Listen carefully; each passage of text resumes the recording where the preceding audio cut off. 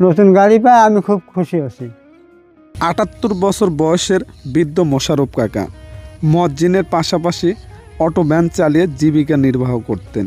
কয়েকদিন আগে ভোর রাতে তার অটো ভ্যানটি চুরি হয়ে যায়। দিশেহারা হয়ে পড়ে মানুষটি। কিভাবে চলবে, কি করবে, তার বিস্তারিত জানার পর তার বাড়িতে যাই এবং একটা পোস্ট করলে ৭০,০০০ টাকার ব্যবস্থা হয়। চলে গেলাম দোকানে, একটা নতুন গাড়ি বানানো অর্ডার দিলাম এবং অগ্রিম টাকা দেওয়া হলো। 4 থেকে 5 দিন সময় নিয়ে অটো গাড়িটি রেডি করলো। দেখতে শুনতে সব কিছু ভালো মানের, খুব সুন্দর হয়েছে গাড়িটা। আজকে আমরা সেই গাড়িটার বাকি টাকা গাড়ির মালিককে বুঝিয়ে দিলাম, দিয়ে গাড়িটা আমরা নিলাম। কাকাও কিন্তু অনেক খুশি। নতুন গাড়িটা আজকে ডেলিভারি দিয়েছে, আমি চালিয়ে যাচ্ছি, চাচাও চালাচ্ছে। মাশাআল্লাহ, চাচা কিন্তু খুব ভালো গাড়ি চালাতে পারে। সবাই মিলে চাচার বাড়ির উদ্দেশ্যে রওনা দিয়েছি। অবশেষে আমরা চলে আসলাম চাচার বাড়ির আঙ্গিনায়। সত্যি আজ আমাদের অনেক ভালো লাগছে চাচাকে নতুন গাড়ি উপহার দিয়ে। চাতন পাই তো দেখি যে তিন হেনে নামাই না, তখনই তো আমার জব টপ তলাই চলে গেলাম যে আল্লাহ গাড়ি নিয়ে গেল। এখন আল্লাহ ভালোই লাগতেছে। তারপরে আইলেন প্রত্যেক মানুষই, বাজারের প্রত্যেক মানুষই করলো যে হ্যাঁ না ভালো হয়েছে, ভালো হয়েছে, কখন দিব, কখন দিব, কোনো দিব নেই। আল্লাহ খুব খুশি করে। গাড়ি হারা গেছিল, দুঃখিতও ছিলাম।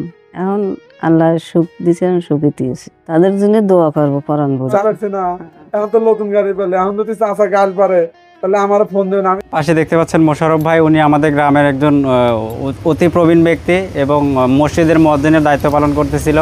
কিন্তু হঠাৎ জানতে পারি তার অটো গাড়িটা হারায় গেছে। হারায় যাওয়ার পরে বিষয়টা শোনার পরে আমারও খুব খারাপ লাগছে। গাড়িটা হারায় যাওয়ার পরে উনি আসলে খুব কষ্টে দিন পার করতেছিল। পরে এটা জানার পরে এখন আপনাদের সহযোগিতায় একটা নতুন ভ্যানের ব্যবস্থা হয়েছে।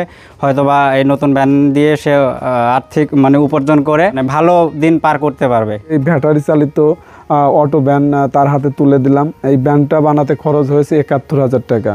চাচার যে পুরাতন ভ্যান বডি বিক্রি, ওখান থেকে চাচা ১,০০০ টাকা দিছে এবং আমাদের ৭০,০০০ টাকাই, মোট ৭১,০০০ টাকা খরচ। দোয়া করবেন চাচার জন্য, চাচা যেন ভালোভাবে গাড়ি চালিয়ে সংসার চালাতে পারে।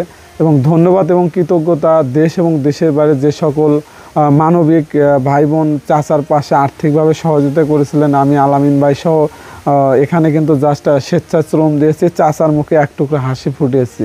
আমরাও দোয়া করি চাচা যেন শেষ জীবনে ভালোভাবে গাড়ি চালিয়ে সংসার চালাতে পারে। আর চাচা দোয়া করবেন সেই মানুষগুলোর জন্য যারা আসলে মূলত আপনার এই আজকে স্বপ্নের গাড়িটা বানানোর ব্যবস্থা করছে।